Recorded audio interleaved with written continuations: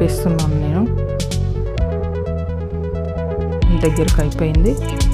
తీసి పక్కన పెట్టి చల్లార్చుకుందాం. తర్వాత ఇది మిక్సీలో గ్రైండ్ చేసుకుందాం.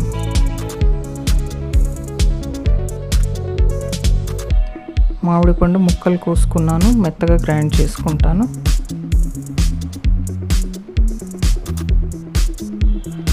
బాగా ఉడికించుకోవాలి మామిడి పండు, ఎందుకంటే దాంట్లో వాటర్ కంటెంట్ అంతా పోయే వరకు ఉడికించుకుంటే మంచిగా వస్తుంది కుల్ఫీ.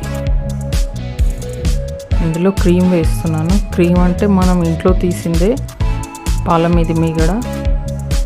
ఈ టైంలో నా దగ్గర క్రీమ్ అవైలబుల్ లేదు, పాల మీద మీగడ వేసుకుంటున్నాను. మిల్క్ మేడ్ వేస్తున్నాను. మన ఇంట్లో ఉన్న ఇంగ్రీడియంట్స్తో చాలా టేస్టీగా బాగా వస్తుంది. చూడండి.